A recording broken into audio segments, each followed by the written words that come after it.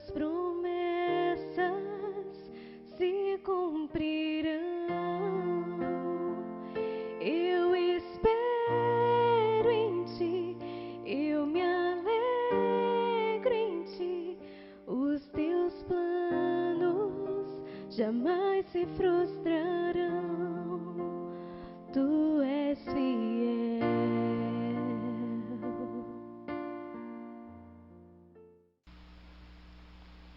Boa noite, meus irmãos. Que a paz do Senhor estejam com vocês nesse momento.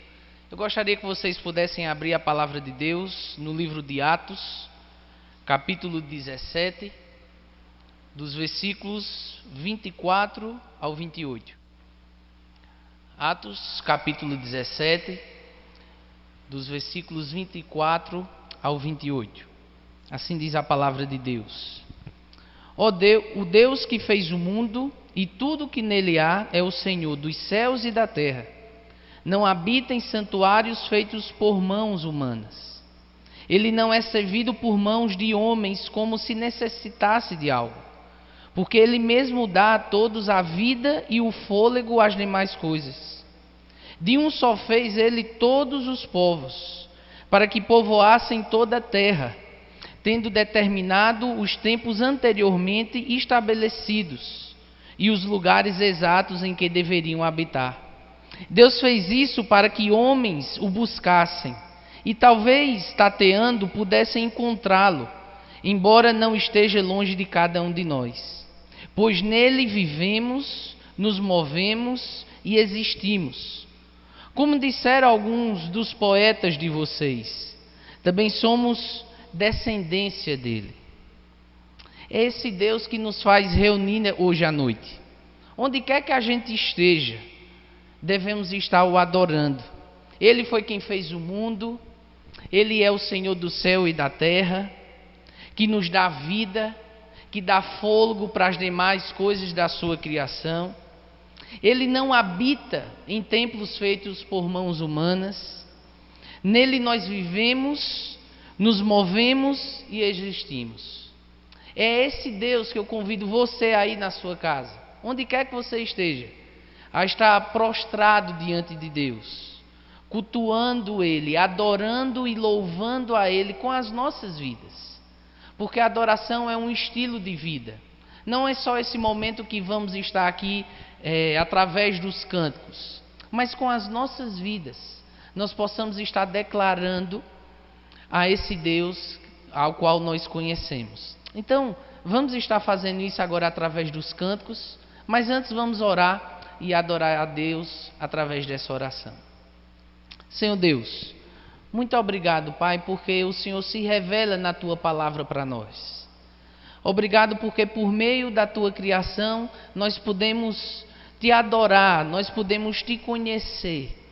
E é o Senhor, o único, o digno de ser louvado e adorado, que nós nos colocamos nessa noite, para estarmos através dos cânticos, através da mensagem, através desse culto que prestamos ao Senhor, nós possamos estar Te adorando, e que o Senhor possa estar nos ensinando a estarmos Te adorando, seja onde quer que estejamos, o que é que façamos, nós possamos estar com as nossas vidas Te glorificando e Te exaltando. Por isso, Senhor Deus, recebe esse culto que nós prestamos ao Senhor nessa noite. Que o Senhor possa falar aos nossos corações. Que o Senhor desde já possa estar nos preparando para todo este momento. E que o Senhor Deus esteja nos quebrantando pelo poder da Tua palavra. Abençoa-nos, ó Deus, nessa noite. É isso que Te pedimos, em nome de Jesus. Amém. Vamos chamar o pessoal dos cânticos. Convido vocês, irmãos, a estarem louvando junto conosco. Mais um domingo, é mais uma oportunidade que temos de estarmos juntos, reunidos em um só propósito. Como já foi dito antes, que a nossa alegria possa estar no nosso Deus, né? Nos renovando a cada dia e tendo nele a certeza e a confiança de que dias melhores virão, né? Só nos basta crer, acreditar porque o nosso Deus ele é fiel e justo, e tudo isso com certeza irá passar.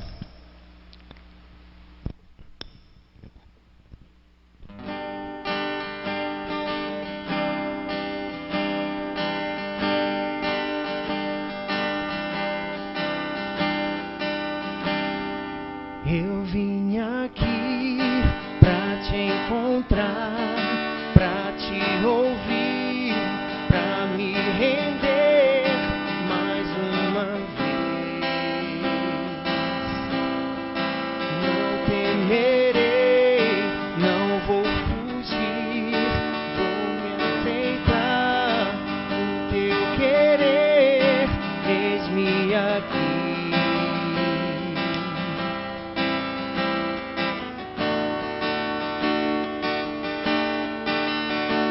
Tua voz aquece o meu coração, devolve a vida, a razão, e me faz cantar, me refaz de novo e mais uma vez, moldando o meu coração ao teu.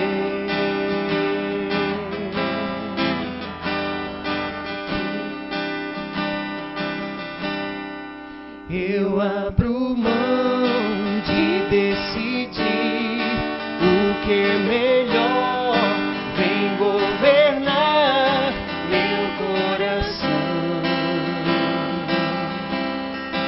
És o meu Deus, o meu Senhor, dono de mim, e mais ninguém me ama assim.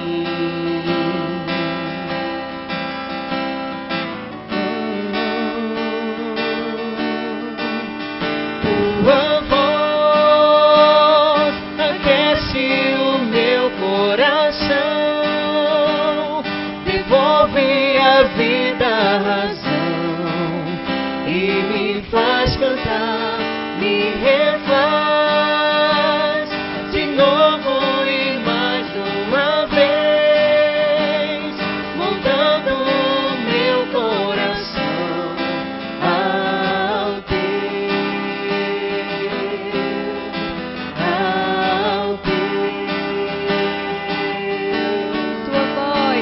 Tua voz aquece o meu coração,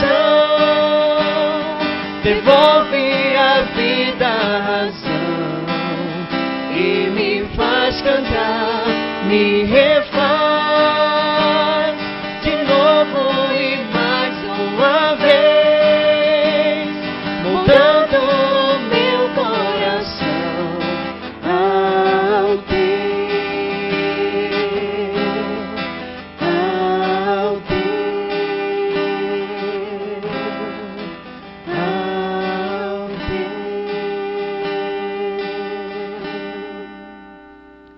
Deus. Que esse possa ser realmente o nosso desejo de estar nos moldando o nosso coração ao coração do nosso Deus. Vivemos tempos complicados, isso é um fato, mas não devemos de forma alguma temer. Se Cristo está no barco, a tempestade com certeza Ele vai acalmar. Então, que os nossos medos, os nossos anseios não possam ser maior do que a nossa esperança, do que a nossa fé em Cristo Jesus.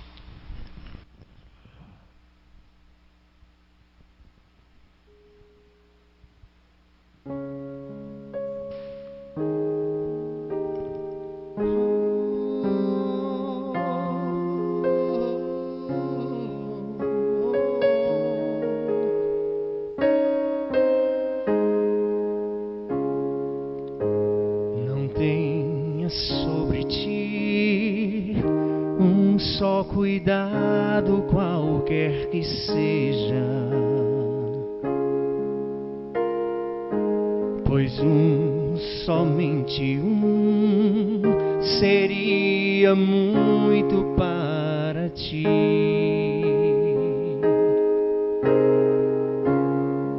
meu, somente meu, todo o trabalho.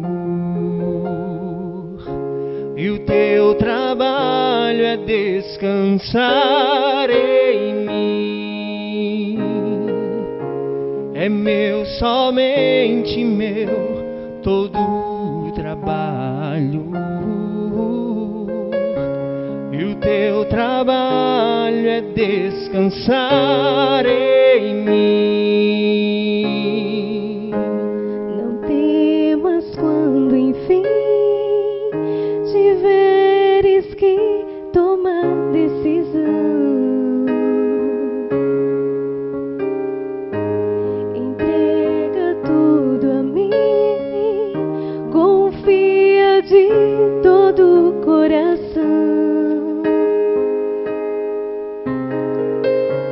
É meu, somente meu, todo o trabalho. E o teu trabalho é descansar em mim. É meu, somente meu, todo o trabalho. E o teu trabalho é descansar em mim. É meu, somente meu, todo o trabalho. E o teu trabalho é descansar em mim. É meu, somente meu, todo o trabalho. E o teu trabalho é descansar em mim.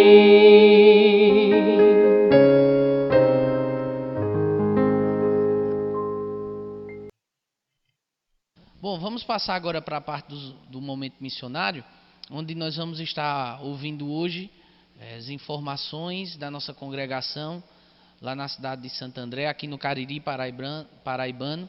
Para vocês que não conhecem, o nosso responsável lá pela congregação, o William, vai estar nos dando algumas informações sobre a cidade. Boa noite a todos.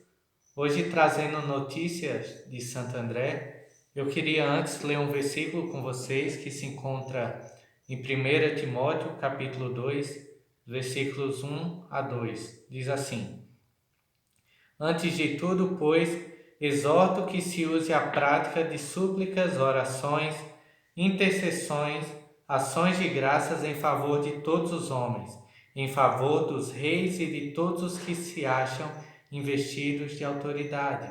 E o versículo vai continuar, mas até aqui tá bom. Eu falo desse versículo porque talvez muitos não saibam, mas aconteceu mudanças no cenário político aqui de Santo André. No mês passado, a prefeita foi afastada do cargo devido a denúncias de corrupção e não conseguiu voltar. Por isso, o vice-prefeito Arimateia assumiu desde o dia 12 de maio e é quem tem gerido toda a cidade durante esse período. Então, os secretários também foram trocados e entraram alguns outros que já têm trabalhado e servido aqui a cidade. O decreto com relação ao corona também mudou. Foi decretado o estado de calamidade pública, apesar daqui não ter nenhum caso, mas segundo informações é por causa dos hospitais em Campina Grande estarem cheios e não poder receber mais talvez pessoas de fora, que eles têm aplicado um rigor maior com relação a isso também. Então, desde já eu queria que todos vocês pudessem estar orando por esse novo prefeito durante a gestão dele até a próxima campanha, que ele possa ser honesto, que Deus possa derramar graça na sua vida e ele exerça a sua função aqui dentro, né, de governar com zelo, pensando realmente nas pessoas que aqui estão. Então, orem por isso. vocês talvez saibam o quanto é difícil numa cidade pequena esse gerenciamento e o quanto mexe com as pessoas que também estão em volta, né? Nós somos gratos porque depois de um longo tempo também a gente conseguiu começar os discipulados, tanto com Fernando e Olânia como com Samuel e Angélica, aqueles que já tinham tomado uma decisão aqui. Então, orem também por esses estudos para que cada vez mais eles permaneçam firmes no Senhor e aprendendo mais da palavra de Deus. Assim, ore por cada um dos outros que tem frequentado, que em meio às lutas, em meio às dificuldades, possam perseverar na fé e estarem realmente querendo e desejando mais do Senhor. Então, não esqueça de orar por a gente nesse período que estamos aqui. Que Deus abençoe a cada um e até mais. Bom, como vocês puderam acompanhar, ele relatou aí alguns pedidos.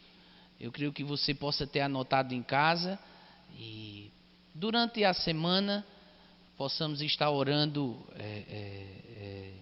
por esses pedidos. Vamos curvar nossas cabeças agora e orar. Senhor Deus, como o William falou, Tu sabes o momento que a cidade tem passado, os projetos, os estudos que ele tem desenvolvido. Tu conheces bem as pessoas que têm sido alcançadas pelo Teu Evangelho. Por isso, Deus, que Tu possas estar abençoando cada pedido desse que foi colocado, o Senhor possa estar fazendo a Tua vontade, que cada um possa se colocar diante do Senhor e aprender a depender do Senhor em toda e qualquer situação. Que o Senhor esteja abençoando esse tempo que a cidade vai estar passando com essa nova gestão, que a Tua graça, que a Tua bondade possa ser enxergada pela vida dos seus moradores e pela vida dessas pessoas que têm sido alcançadas pelo Teu Evangelho. Dá sabedoria, dá discernimento a William, a Rebeca, para estarem aconselhando e levando palavras de ânimo para essas pessoas. Abençoa, Senhor Deus, esse projeto, essa igreja que lá tem sido fixada naquela cidade. Nós colocamos diante de Ti cada pedido apresentado por William, em nome de Jesus. Amém. Vamos passar para os avisos. Antes eu quero dar boas-vindas a você que não faz parte da nossa igreja, mas que tem nos acompanhado pelas plataformas que estão disponíveis os nossos conteúdos online, sejam mensagens, devocionais que temos disponibilizado nas terças, quintas e sábado, né? Nós estamos com a plataforma no YouTube, no Instagram e no Spotify. Então, seja bem-vindo. Você que está agora nos assistindo, vá lá no chat, coloque de onde você é, qual a sua cidade, o seu estado. A gente quer lhe conhecer melhor, né? Seja bem-vindo por isso e que Deus possa estar abençoando a sua vida. E você que também está nos assistindo e já tem escutado as nossas mensagens, compartilhe elas, né? Seja um missionário, abençoe outras vidas, né? Seus amigos, seus familiares. Compartilhe isso nas suas redes sociais. São meios que Deus tem nos dado para que possamos estar divulgando e proclamando o Evangelho de Deus, né? Então, seja bem-vindo, que Deus abençoe cada um de vocês que estão acompanhando esse culto agora. Os nossos dízimos e ofertas, eles estão sendo recolhidos sempre aos domingos, de 8 da manhã às 11. Lembrando que sempre às 8 horas da manhã nós temos aqui um círculo, uma reunião de oração, onde das 8 às 9 nós nos reunimos aqui com as devidas restrições que é feita. Nós nos reunimos aqui para estar orando e em comunhão com outros irmãos, podendo, na presença do nosso Deus, clamar, agradecer, adorar, consagrar as nossas vidas ao Senhor. Então, se você tem essa oportunidade, você já vem mais cedo às 8, fica aqui até às 9. Se não, a igreja vai estar aberta das 8 às 11 da manhã para que você possa estar depositando o seu dízimo e a sua oferta. Caso não seja possível você estar aqui no domingo, você pode contactar com algum dos diáconos ou a liderança do seu pequeno grupo, que vai estar vendo a possibilidade de ir até a sua casa, um horário, o local, para que possa também estar recolhendo o seu dízimo e a sua oferta. Também durante a semana, nós temos, Deus tem nos permitido, por videoconferência, se reunir. Então, você que está nos ouvindo agora, você que está nos assistindo agora, se você tem um desejo de participar de algum pequeno grupo desse, por meio de alguma videoconferência, onde estamos realizando de quarta a sábado, então todos esses dias tem um pequeno grupo se reunindo, procure, fale aí no chat que gostaria de participar, vá lá no direct do Instagram, nos deixe uma mensagem, que com o maior prazer nós vamos estar lhe enviando um link, lhe dizendo quais os horários dos pequenos grupos que têm sido realizado por meio da videoconferência. Tem sido uma bênção, tem sido edificante, né? São momentos preciosos, como falei, que Deus tem permitido, que por mais que nós não estejamos reunidos, né? Mas o Senhor tem permitido a gente por videoconferência estar entoando cânticos, orando, né? Nos fortalecendo e nos alimentando da palavra de Deus. Então, participe, né? Desses momentos que o Senhor tem permitido. Eram esses os avisos, né? Vamos agora estar entoando mais um cântico e logo após estaremos realizando a ceia e a mensagem. Temos a plena certeza de que, descansando no Senhor, certamente as coisas serão mais fáceis de encarar. Deus nunca nos prometeu que não teríamos problema, mas Ele nos prometeu que levaria o nosso fardo. Então devemos realmente entregar, confiar, porque Ele é dono de todas as coisas. Devemos confiar nele.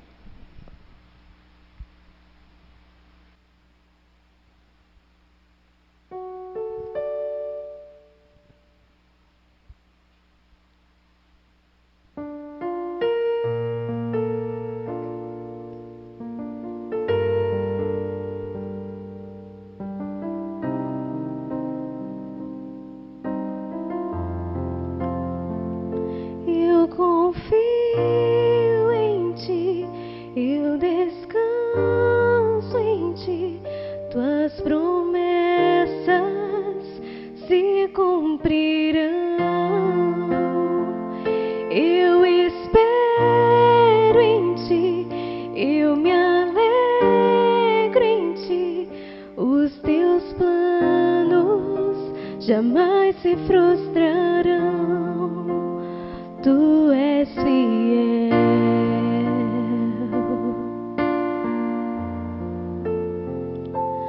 Confiar, entregar-me a Ti, descansar, crer no Teu agir. Tua palavra jamais falhará. Tu és fiel e para sempre serás, mesmo quando os meus olhos não podem ver. Sei que estás agindo em meu viver. Eu confio em Ti, eu descanso em Ti, Tuas promessas se cumprirão. Eu espero em Ti, eu me alegro em Ti, os Teus planos jamais se frustrarão. Tu és fiel.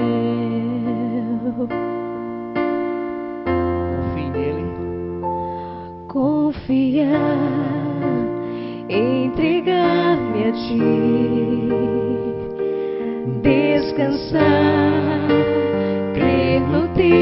agir. Tua palavra jamais falhará. Tu és fiel e para sempre serás.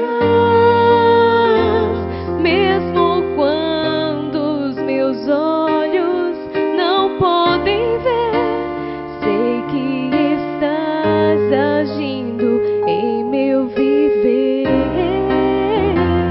Eu confio em ti, eu descanso em ti. Tuas promessas se cumprirão. Eu espero em ti, eu me alegro em ti. Os teus planos jamais se frustrarão. Eu confio em ti, eu descanso em teu amor. Tuas promessas se cumprirão. Eu espero em ti, Eu me alegro em ti. Os teus planos jamais se frustrarão. Tu és fiel.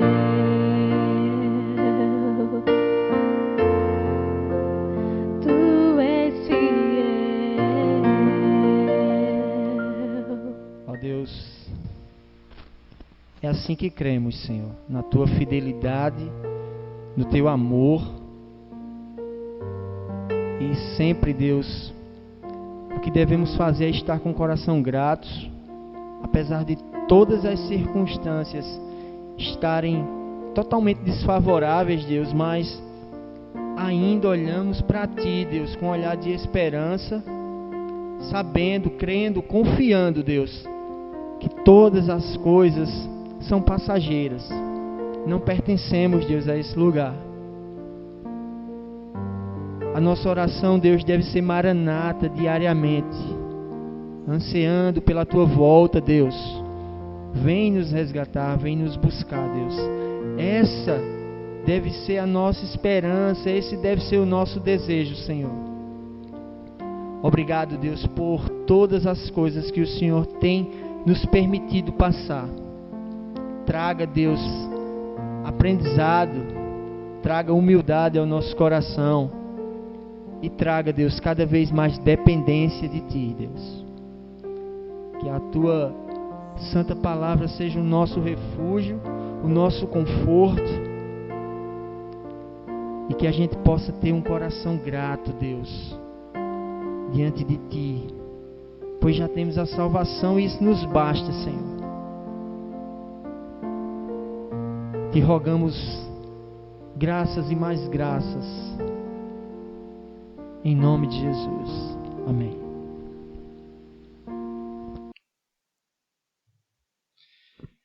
Sempre uma alegria termos a oportunidade de estar juntos para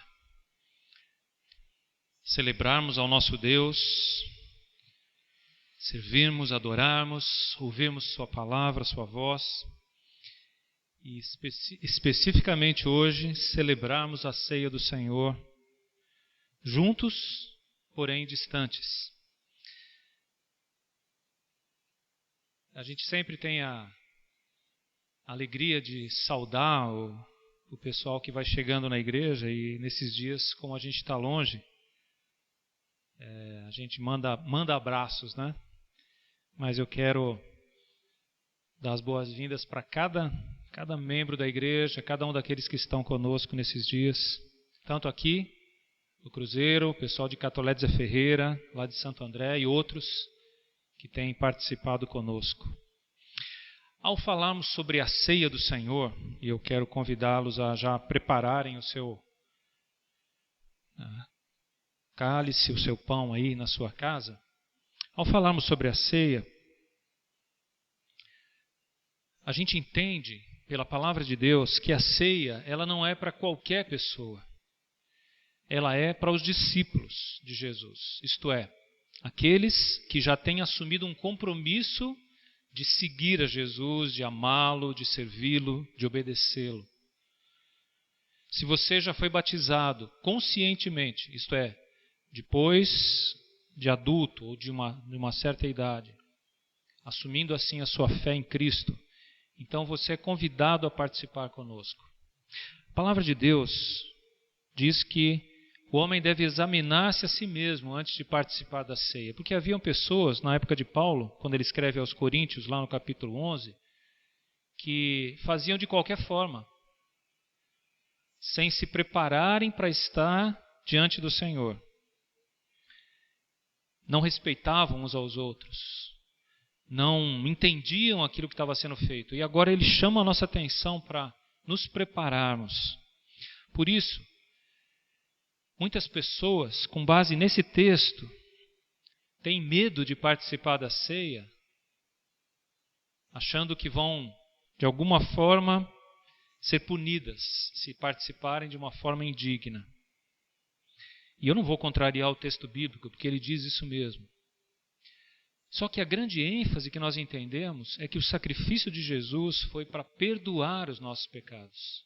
Não para nos dar medo, mas para que tenhamos a oportunidade de ser perdoados. Por isso, sempre que a gente celebra a ceia, é uma nova oportunidade de quebrantamento diante de Deus, de reconhecimento de erros, de acerto de contas com o Senhor, de desfrutar do perdão de Deus. Por isso eu quero convidá-lo agora a orar aí, na sua casa, se preparando. Se há algo na sua vida que não tem agradado a Deus e que precisa ser mudado, aproveite esse momento na presença do Senhor, aquele que pode perdoar pecados, para clamar pelo seu perdão na sua vida. Então, vamos orar. Muito obrigado, Senhor Deus, por nos dar a oportunidade renovada de limpar a nossa vida diante do Senhor, de recomeçar, não lá do início, mas a partir das coisas que o Senhor já tem nos ensinado. Que aquilo que está errado na nossa vida, Deus, a gente aprenda a reconhecer, a se afastar e a mudar de atitude. Então nos ajuda, Senhor. O Senhor sabe a luta de cada um dos meus irmãos agora. Por isso, ajuda-os a se colocarem diante do Senhor e desfrutarem do Teu perdão e do poder do Senhor, do Teu Espírito para vencer o pecado e para viver a Tua palavra. Então fortalece cada um desses, que esse momento onde a gente olha para a cruz nos traga de novo a certeza do perdão, do amor, do cuidado do Senhor sobre nós, e que isso nos fortaleça para recomeçarmos a caminhada. É em nome de Jesus que oramos. Amém. Tome o seu pão. O Senhor Jesus, na última noite com os discípulos, ao partir o pão, recomendou que eles comessem lembrando dele. O pão passou a ser um símbolo do corpo de Jesus que foi partido ou sacrificado no nosso lugar. Por isso, Jesus tem o direito, hoje, de ser Senhor. Porque Ele primeiro deu a sua própria vida para nos resgatar para uma nova vida agora, onde Ele passa a ser o Senhor. Então, coma o pão lembrando que o sacrifício de Jesus foi para comprar-nos, para pagar a nossa dívida, nos libertando, para viver para Ele, por Ele. Então vamos comer o pão.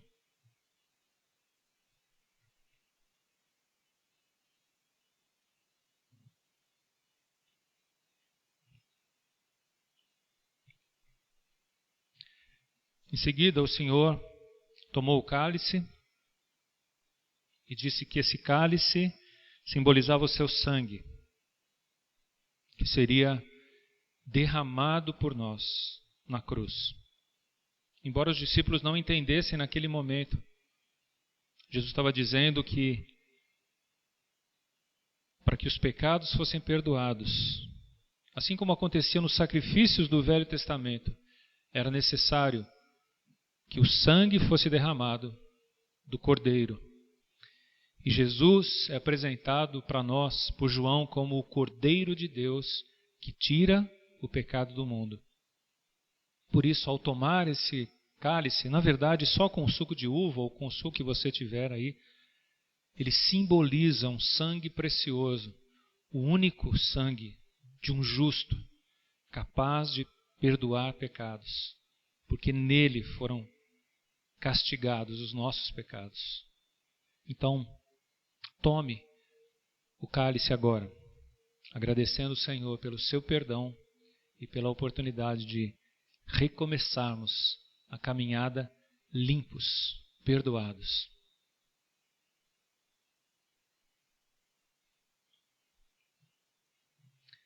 Muito obrigado, Senhor, por tudo aquilo que Jesus fez por nós. Muito obrigado porque o sacrifício de Jesus foi único, uma vez só, para que todas as vezes que falharmos, possamos recorrer ao Senhor. Não para que de novo o sacrifício seja feito, mas para que de novo aquele poder perdoador que emana da cruz possa nos atingir e nos perdoar e nos limpar e nos libertar daquilo que nos causa vergonha. Por isso, Senhor, te agradecemos, e por isso a única coisa que nos vem à mente, ao coração para fazer, é oferecer ao Senhor a nossa vida como oferta de gratidão e de amor por tudo aquilo que o Senhor fez por nós. Aceita então, Senhor, o nosso louvor, a nossa gratidão, e usa esses momentos agora, onde vamos meditar na Tua Palavra, para mais uma vez falar ao nosso coração. Estamos aqui agora como pessoas que desfrutam do perdão e do amor do Senhor, prontas a ouvir a voz do nosso Senhor. Fala, Deus, ao nosso coração. É o nosso pedido em nome de Jesus. Amém.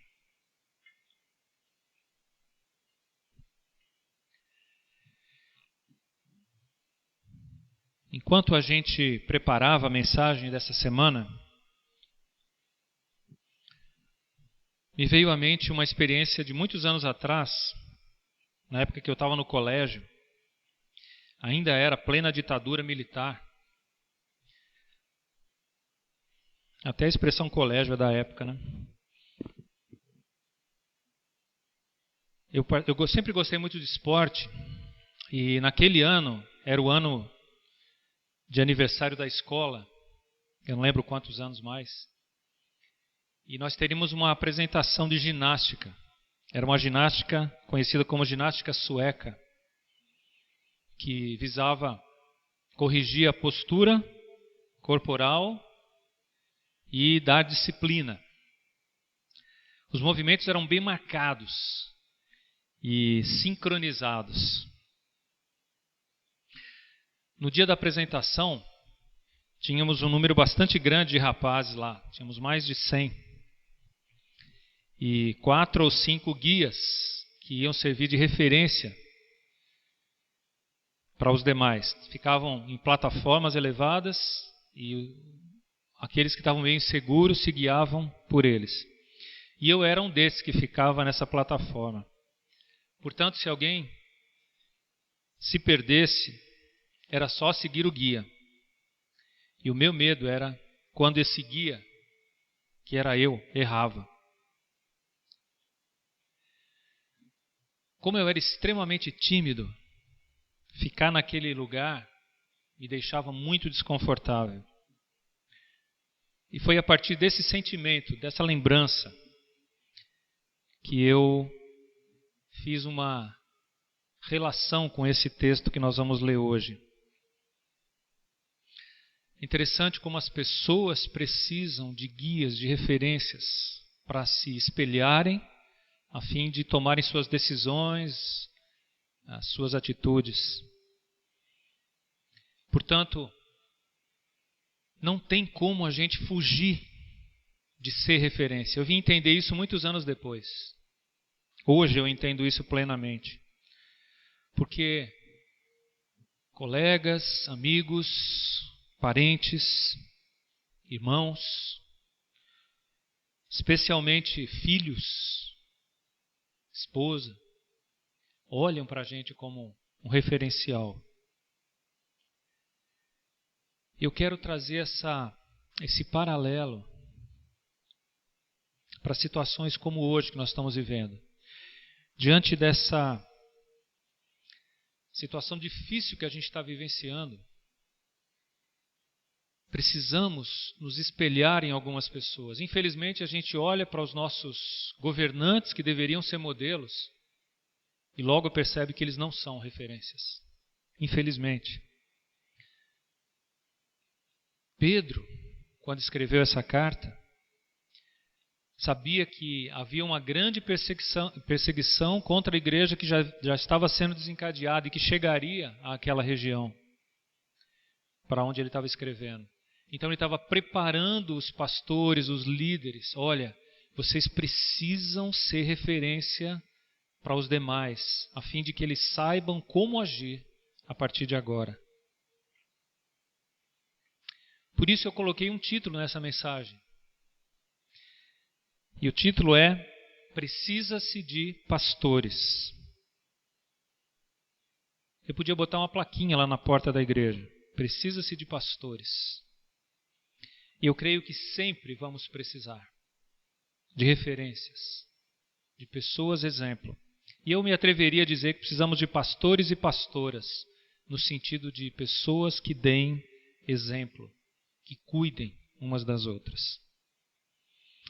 Mas vamos ler o texto bíblico, onde Pedro fala isso. 1 Pedro, capítulo 5, versos 1 a 4. Estamos chegando no final da primeira carta de Pedro.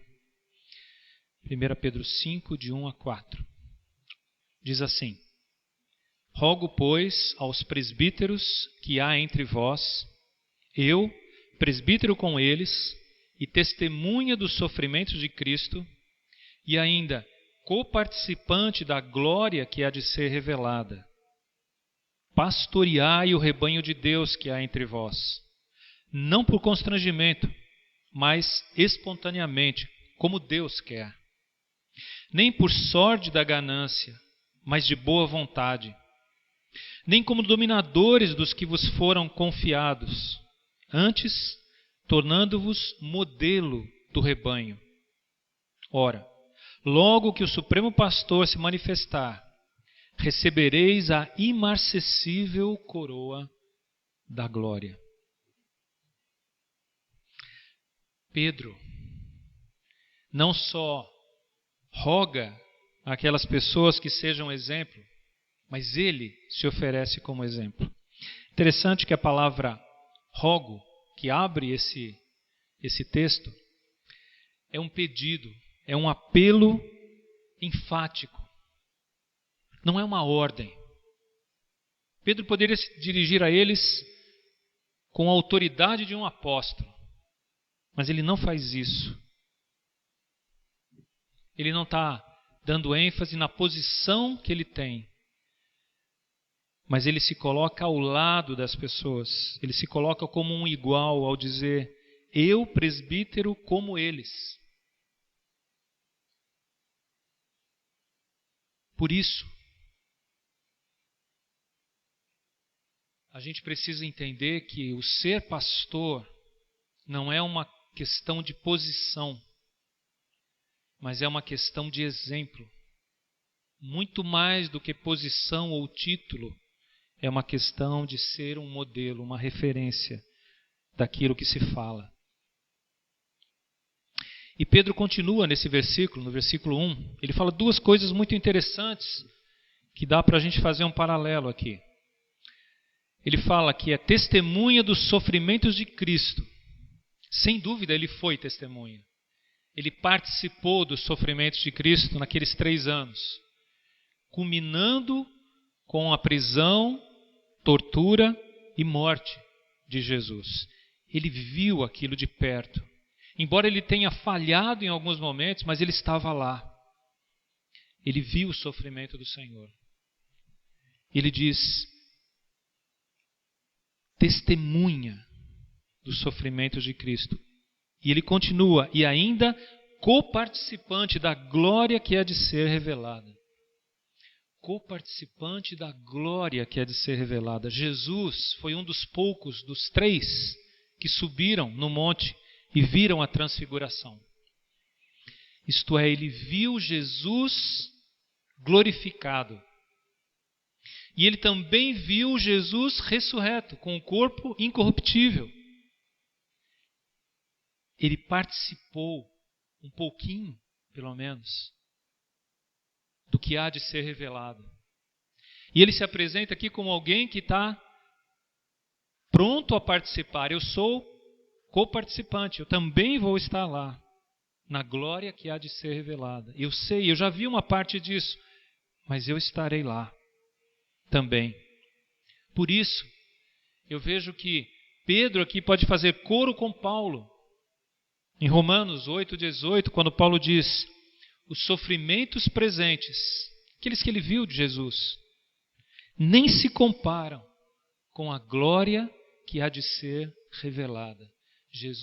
Pedro está falando como alguém que vivenciou aquelas coisas. Gente, vale a pena passar por dificuldades agora, sabendo que no futuro certamente herdaremos aquilo que é eterno. Longe de mim aqui querer me comparar com Pedro. Mas depois desses vários anos de ministério, como pastor, como missionário, eu quero dizer para vocês também, como testemunha, vale a pena dedicar-se ao ministério.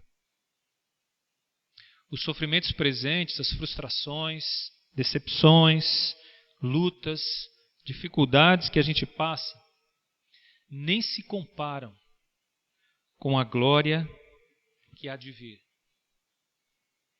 que nos aguarda diante do nosso Senhor quando chegarmos lá.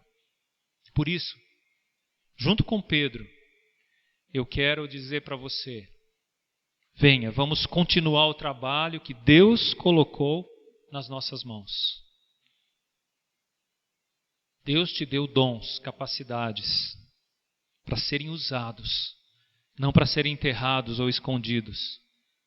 Por isso, vamos juntos, vamos cuidar do rebanho de Deus. E é isso que ele diz aí, a partir do verso 2.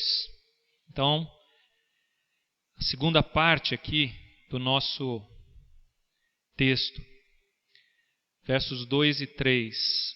Ele começa dizendo literalmente: pastoreai o rebanho de Deus que há entre vós. A ordem, pastorear o rebanho de Deus, agora é ordem. Veja, na primeira ele diz: eu rogo, eu peço a vocês encarecidamente.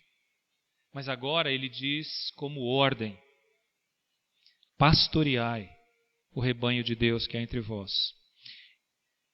A palavra pastorear foi a mesma palavra que Jesus usou com Pedro, lá em João capítulo 21, naquele último encontro, provavelmente o último encontro que Jesus teve com Pedro. Pedro ainda envergonhado diante de ter negado Jesus na crucificação, é chamado de lado e Jesus diz para ele: Pedro, você me ama? E aí, de maneira muito tímida, Pedro disse uma coisa ou outra. Mas nas 3 vezes, Jesus disse a mesma expressão para ele. Mesmo diante da insegurança de Pedro, Jesus disse: apacentai as minhas ovelhas. Cuida do meu rebanho. Pastoreai os meus cordeiros. É a mesma palavra que Pedro agora usa aqui. Pedro ouviu aquilo todo inseguro, todo envergonhado. Eu não tenho condições, eu não posso. Mas agora, anos depois, muitos anos depois, tinham se passado daquele encontro com Jesus, ele desafia outras pessoas: pastoreai o rebanho de Deus. trabalho que ele atribui a essas pessoas aqui é de cuidar daquelas ovelhas do seu Senhor. Isso é algo importante, embora pareça ser natural, mas as ovelhas não são nossas, não é minha, eu não sou o pastor. O verso 4 que nós lemos diz que ele, Jesus, é o supremo pastor. Ele conquistou as ovelhas. Eu sou um auxiliar, um pastor auxiliar, um copastor. Ele é o supremo pastor. E olha, uma coisa nós precisamos aprender. É a Ele que nós prestaremos conta do que fizemos ou deixamos de fazer no cuidado das suas ovelhas, da maneira como as tratamos. Sem dúvida que existe a atribuição de pastor, mas também existe o dom de pastorear, de cuidar, de nutrir. Eu sei que alguns irmãos e irmãs na igreja jamais terão o título de pastor, jamais terão o cargo de pastor. Mas eu também quero dizer que muitos desses que não terão o título e o cargo serão melhores pastores, isto é, cuidarão melhor do rebanho do que aqueles que têm títulos. Parece que hoje a gente confundiu a ideia de pastorear com pregar. E pastorear é muito mais do que pregar. É cuidar das pessoas. E uma das formas é pregando a palavra. Mas não é a principal ou a única. Mas é uma delas. Se Deus lhe deu o dom de cuidar de pessoas, use-o. Pastoreie o rebanho de Deus. Mas para isso, Pedro aqui no texto nos apresenta 3 recomendações muito claras para os líderes do rebanho. E eu quero dizer aqui para você, que é da igreja, quem são esses líderes do rebanho? Eu vejo os líderes dos pequenos grupos, eu vejo os líderes de ministério, eu vejo os discipuladores como pequenos pastores que vão cuidar da vida de alguém. Todos devemos, de alguma forma, exercer isso, de forma mais direta ou indireta. Por isso, essas 3 recomendações cabem a cada um de nós. Lógico, especialmente voltada aos pastores, mas a todos os pastores que cuidam de pessoas na igreja. Por isso, quais são elas aí? Pedro começa com a primeira: não constrangidos. Não por constrangimento, mas espontaneamente. Não constrangido é aquela pessoa que parece que é forçada. A pessoa que faz por obrigação. Eu tenho que fazer. Sabe quando você assume um cargo no começo do ano, empolgado, vou trabalhar e tal, aí vai chegando no meio do ano, a moral começa a baixar, o ânimo, aí chega no final do ano, você está empurrando assim, para chegar e não vê a hora de terminar o ano para falar, chega, não quero mais isso. Esse é o constrangido, o que termina o ano. Mas o que Paulo está falando é o que começa o ano. Espontaneamente, de boa vontade. É esse aí que a gente tem que manter. E como é difícil manter o ânimo lá em cima. Você que é líder, você que já tem cuidado de pessoas, sabe que é difícil. Porque as pessoas nos decepcionam. Nós nos decepcionamos com a gente mesmo. Imagina os outros em relação a nós. Mas tem muitas desculpas que as pessoas dão. Eu vou mencionar algumas delas aqui. Uma delas é um falso senso de indignidade. Essa talvez seja a mais comum na Bíblia.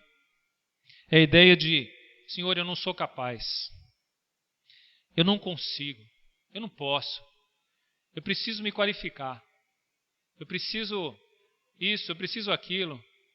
Quando eu estiver pronto, daqui uns 200 anos, aí eu posso fazer alguma coisa. Acho que não dá para esperar 200 anos, né? É melhor a gente fazer alguma coisa a partir de agora. Ou você confia que Deus é quem capacita, ou é melhor desistir. Outra desculpa. Alguns têm uma grande relutância em assumir responsabilidade. E se eu falhar? E se eu não der conta? A ideia de, mas eu não posso. Eu não... Pode ser que eu falhe no meio do caminho. E agora? Como vai ser? Nós vamos falhar. E eu estou dizendo para você como pastor. Eu falhei muitas vezes. Não falo isso com orgulho, dando desculpas. Falo isso com vergonha. Mas isso não me fez desistir. A gente celebrou a ceia agora e falou sobre as oportunidades renovadas que o Senhor nos dá de corrigir os nossos erros e de recomeçar. E eu fiz isso muitas vezes. E eu sei que, infelizmente, eu ainda vou fazer. Porque eu voltarei a falhar em determinadas situações. Não mais como antes. Parece que agora é pior. Porque eu já deveria ter passado por algumas fases. Mas isso não me fez desistir. Não foram as minhas falhas, porque elas foram perdoadas por Cristo. Mas ele fala de uma outra desculpa que as pessoas usam, é a questão de eu não tenho a vontade, eu não tenho o desejo, eu não tenho essa motivação para fazer o que é necessário, ou além do que é necessário. E aí, muitas vezes, as pessoas vêm com aquelas de eu só assumi porque não tinha ninguém. Aí, como não tinha ninguém, eu vou fazer. Ou então, eu faço, mas não me pressione. Se me pressionar, eu entrego o cargo. Ao invés de darmos essas desculpas para Deus, deveríamos, como Pedro, dizer aí, Pedro diz no texto, mas espontaneamente, como Deus quer. Como Deus quer. Eu vou fazer porque Deus mandou. Porque Ele quer. Eu não vou fazer porque eu estou com muita vontade. Eu não vou fazer porque alguma coisa pode melhorar na minha vida. Eu não vou fazer com motivação A, B ou C. Eu vou fazer porque Deus quer. Porque Deus mandou. E essa é a minha grande motivação. Ele é o Senhor da minha vida. Nós celebramos a ceia e falamos que Jesus se ofereceu como sacrifício no nosso lugar. E conquistou a nossa vida. Hoje Ele é Senhor. Jesus não pede. Ele manda. E se eu quiser fazer bem, como Deus faria, eu tenho que lembrar da maneira como Deus trata o seu povo. E ela é encharcada de misericórdia, de graça, de bondade. Salmo 23 é um exemplo disso. A maneira como o pastor cuida das ovelhas. E eu quero ler um texto aqui com vocês. Um breve texto de João, capítulo 10. Capítulo do bom pastor. Onde Jesus se apresenta como o bom pastor. No versículo 11 ele diz, eu sou o bom pastor. O bom pastor dá a vida pelas ovelhas. Então, na verdade, o exemplo que Jesus dá é muito além até do que a gente poderia. Jesus dá a própria vida pelas ovelhas. Até que ponto a gente está disposto a fazer isso? Por mim mesmo? Não, eu não faria isso jamais. Mas diante do que Jesus fez e do que Ele pede que eu faça, ou que Ele manda que eu faça, aí sim eu digo, sim, Senhor, estou aqui para fazer a Tua vontade, não a minha. O bom pastor dá a vida pelas ovelhas. Em segundo lugar, voltando lá para o texto de Pedro, ainda no versículo 2, ele diz, é interessante que esses textos eles sempre dizem o que não fazer e o que fazer em seguida. Como não proceder para depois mostrar qual seria o procedimento correto. Então, de novo, ele volta a dizer aqui. Se no primeiro ele disse, não constrangidos, mas espontaneamente. Agora, em segundo lugar, ele fala, não por sorte da ganância, mas de boa vontade. Quanto ganha um pastor? Ou o que eu vou ganhar sendo pastor? Se você chegar na igreja, dizer que você tem interesse em ser um pastor e perguntar isso para mim, eu descarto você de primeira. Você está no lugar errado. Porque, segundo Pedro, não podemos pastorear para ganhar por causa do salário, por causa dos benefícios, por causa do que você vai receber no final do mês. Já mencionei aqui uma vez que eu ouvi um comentário de um professor no seminário falando de 2 seminaristas que estavam prestes a se formar e estavam discutindo sobre um convite para pastorear determinada igreja, e um deles perguntou, quanto que eles vão pagar lá? Aí ele falou lá o salário e o outro disse, não, por esse salário eu não vou. É isso? Será que essa é o que vai definir qual o lugar que nós vamos trabalhar? É o quanto eu vou receber? Quem paga mais?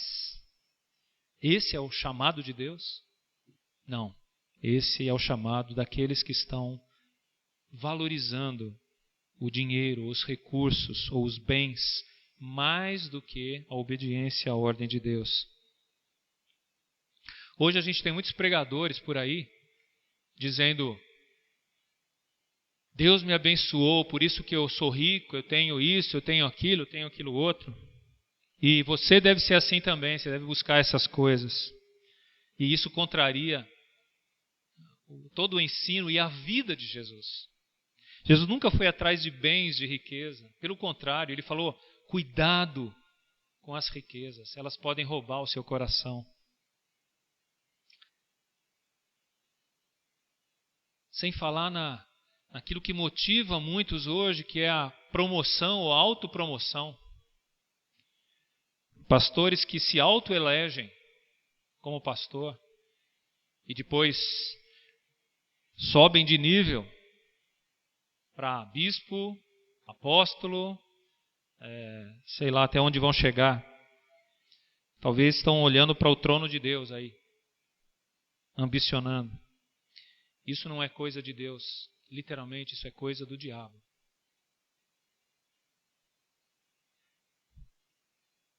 Pedro fala aqui, mas de boa vontade, não por sorte da ganância, mas de boa vontade.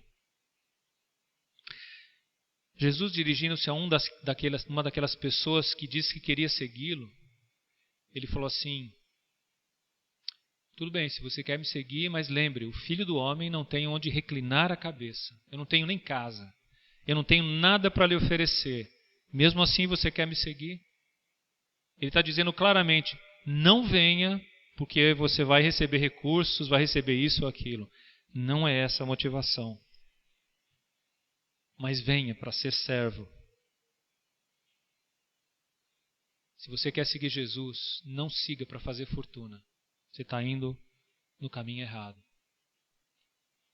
A menos que você queira ir para uma dessas igrejas que faz essas promessas. Mas lembre-se, você não estará seguindo a Jesus. Não se iluda, não se deixe enganar. Confesso que hoje eu fico muito triste com alguns jovens crentes que estão na fase de definir sua profissão, seu curso, e estão avaliando o mercado. Qual que dá melhor salário? Qual que tem mais futuro de emprego? Qual isso ou qual aquilo? Será que é esse o critério do Filho de Deus? Ou seria, qual é a profissão onde Deus pode usar melhor a minha vida para manifestar o reino de Deus? Para que o Evangelho seja transmitido pelas minhas atitudes? Será que não era isso que eu deveria me perguntar, o que nós deveríamos nos perguntar? Essa motivação de correr atrás do melhor ganho é desse mundo. Mas a motivação que Jesus nos diz é como eu posso servir melhor. Como eu posso usar as capacidades e os dons que Deus me deu de uma forma para manifestar melhor o meu Deus, o amor do meu Deus. Em terceiro lugar, nesse texto, agora já no versículo 3, de novo ele fala o negativo primeiro para depois o positivo. Então ele diz: não, nem como dominadores dos que vos foram confiados, antes tornando-vos modelo do rebanho, não como dominador, mas dando exemplo.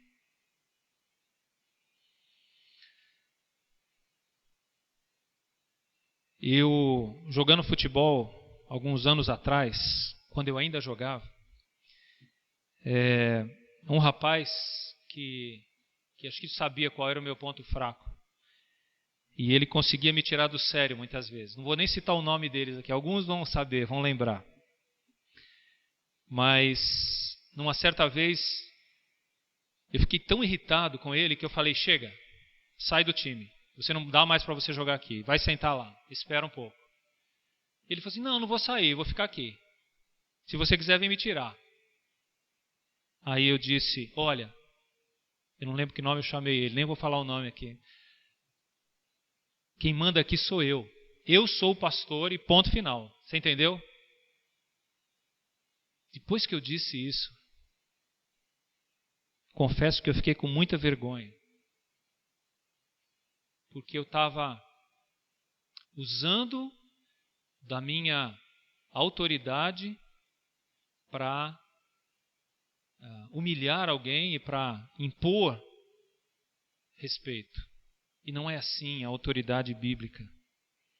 Não é assim que nós temos que conquistar a autoridade. Segundo Pedro, é pelo exemplo, como modelo, e não impondo à força essa autoridade. Por isso, eu tive que chegar depois para esse rapaz diante dos outros e pedir perdão e reconhecer que eu estava errado na atitude que me deixou com vergonha. O pastor ou líder não é o dono da igreja, ou do ministério, ou do pequeno grupo. Não somos os donos, somos servos, somos mordomos, somos administradores de algo que Deus deixou em nossa mão.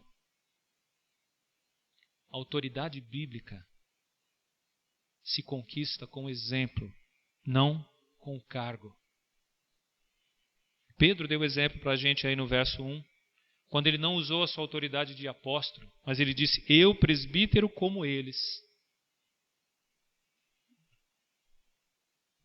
Eu vou citar alguns trechos aqui de um texto antigo do pastor Osmar Ludovico.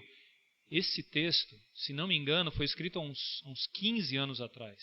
Então não é tão atual, não deveria ser tão atual, mas parece que ele é mais atual do que na época em que foi escrito. O título do texto é Sobre Pastores e Lobos.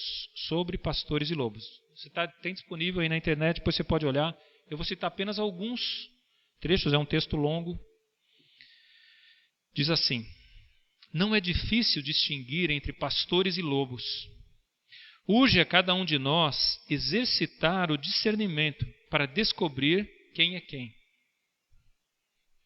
Pastores buscam o bem das ovelhas. Lobos buscam os bens das ovelhas. Pastores vivem à sombra da cruz. Lobos vivem à sombra de holofotes. Pastores choram por suas ovelhas. Lobos fazem suas ovelhas chorar.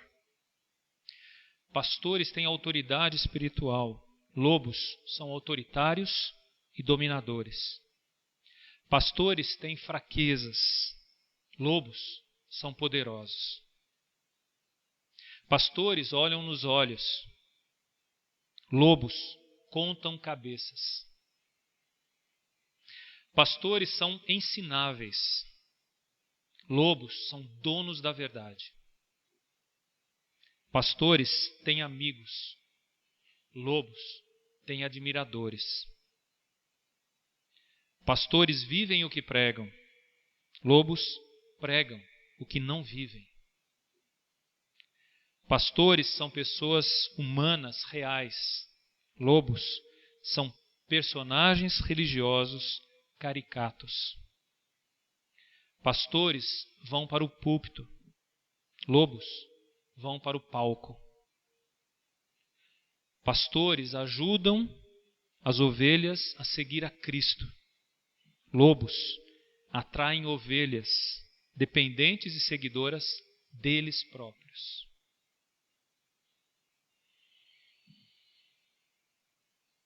Diante dessas recomendações de Pedro aqui, eu quero lembrá-las. Pastorear conforme o modelo.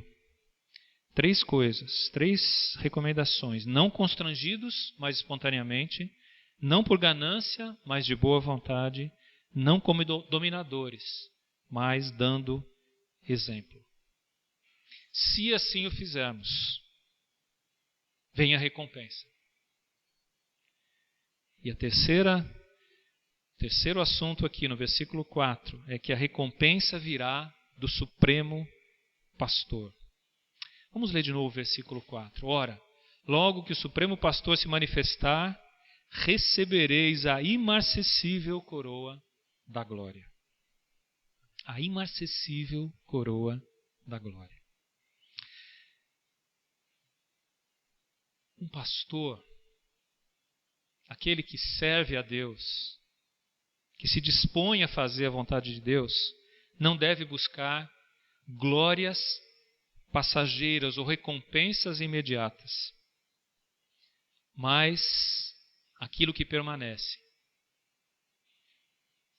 É interessante que essa coroa que é descrita aqui, a palavra usada, não era a palavra para a coroa do rei. Não era aquela coroa de ouro com pedras preciosas, mas era a coroa do atleta que competia nos jogos gregos, aquela coroa de louros.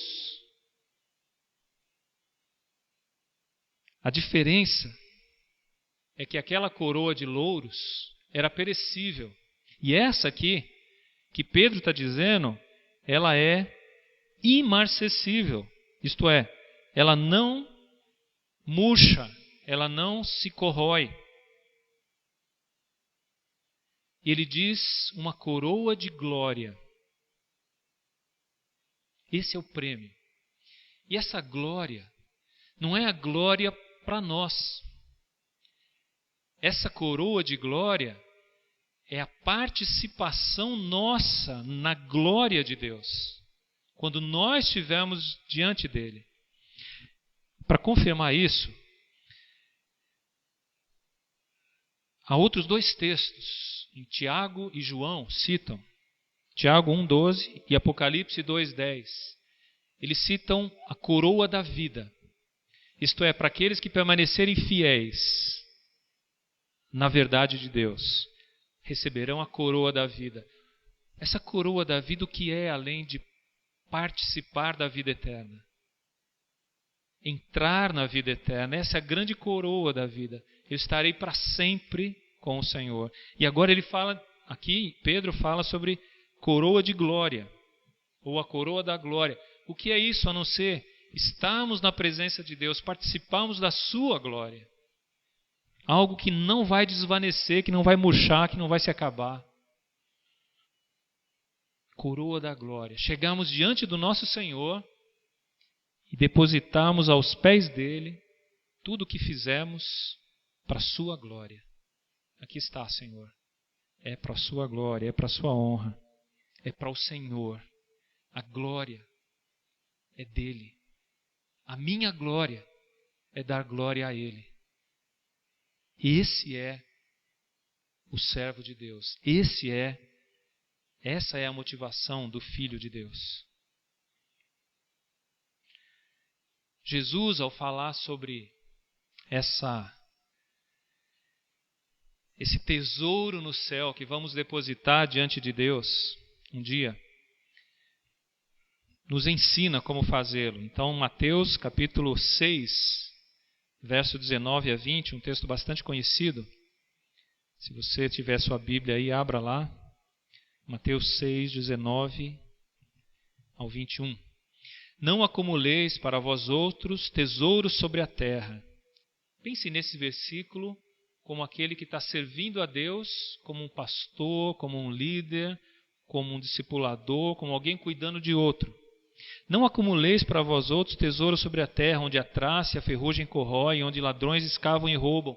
Pense também naquele profissional cristão que está lá trabalhando, usando a sua profissão para se manter e para testemunhar do Evangelho. Mas ajuntai para vós outros tesouros no céu, onde traça, nem ferrugem corrói, onde ladrões não escavam nem roubam. Porque onde está o teu tesouro, aí estará também o teu coração. Se eu fizer o meu trabalho para Deus melhor, para a sua glória, certamente eu vou mostrar que o meu coração está lá, diante do Senhor.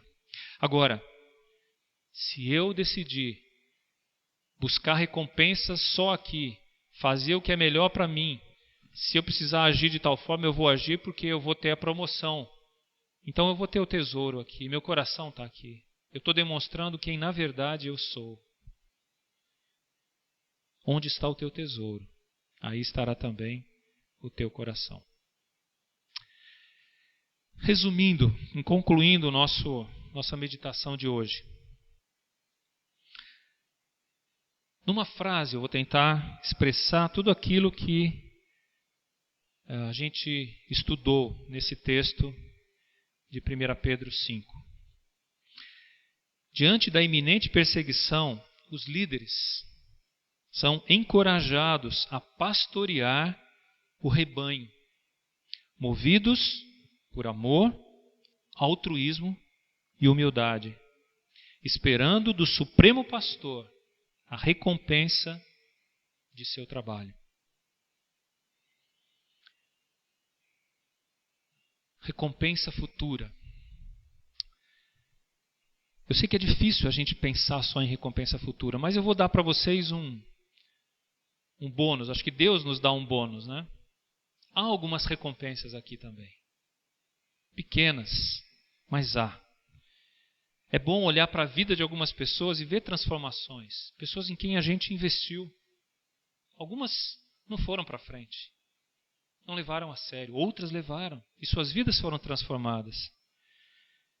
Há também famílias que se reestruturaram. Que Deus permitiu que nós ajudássemos. Até a implantação de igrejas.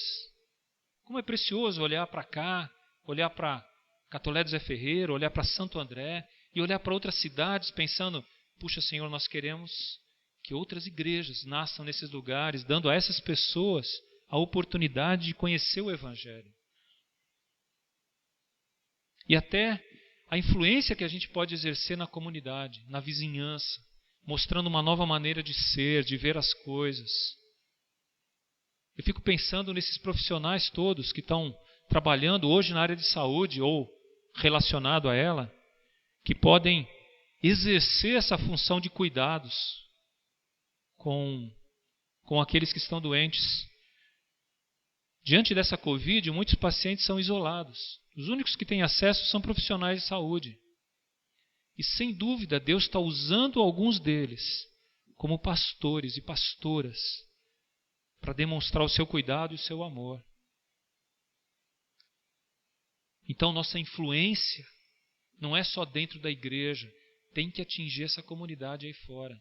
Deus precisa dos seus servos, cada um na sua profissão, na sua área, agindo em diferentes situações.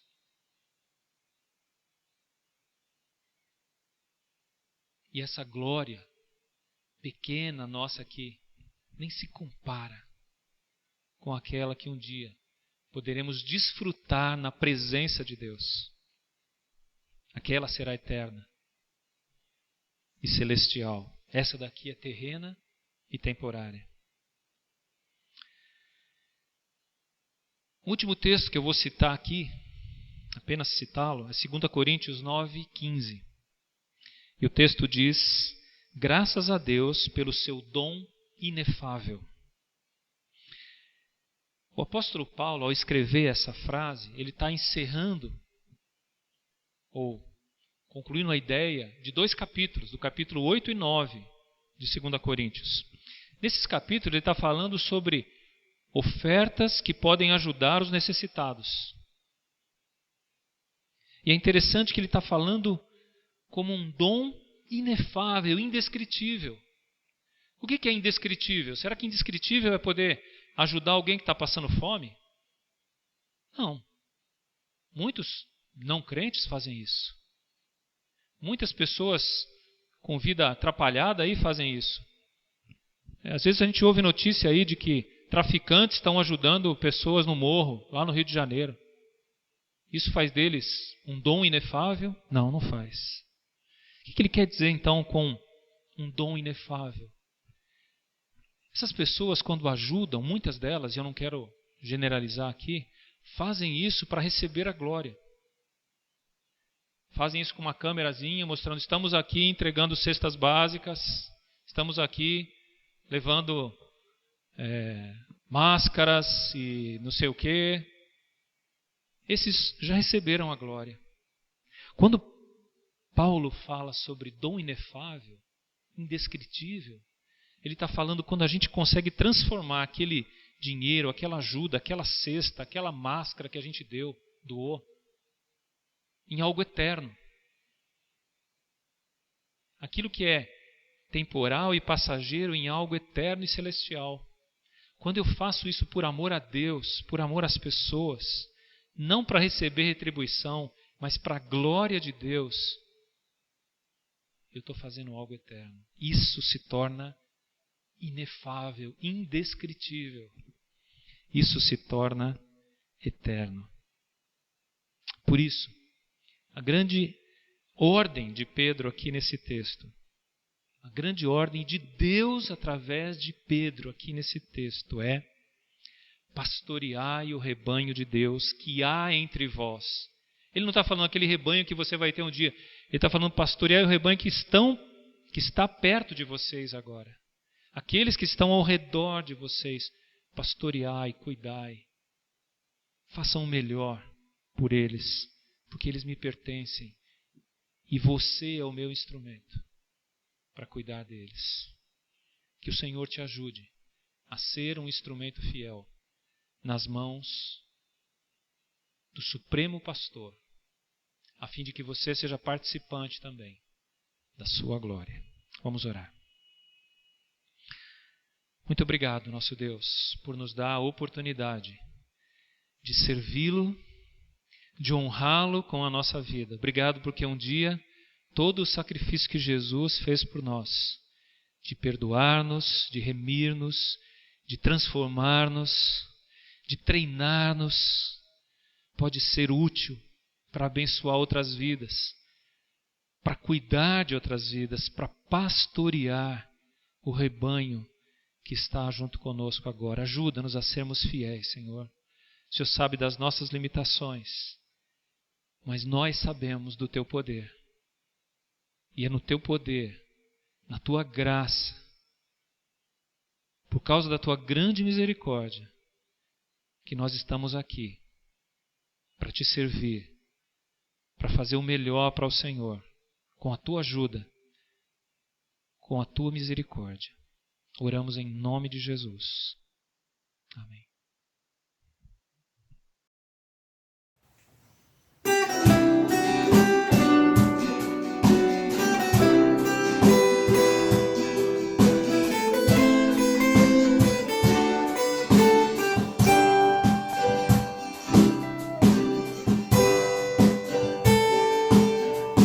Cada vez que a minha fé é provada, Tu me das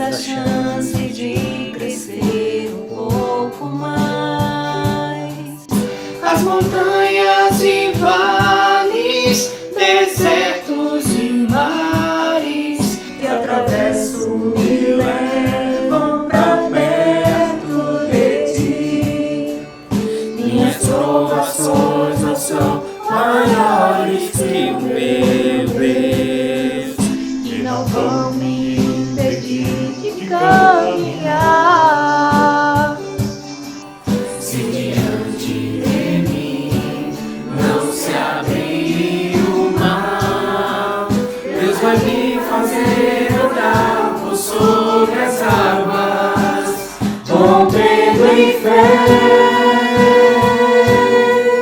Minha vida se revestirá do teu poder, rompendo em fé. Ousadia vou mover o sobrenatural, vou lutar e vencer, vou plantar e colher. A cada dia vou viver rompendo em fé.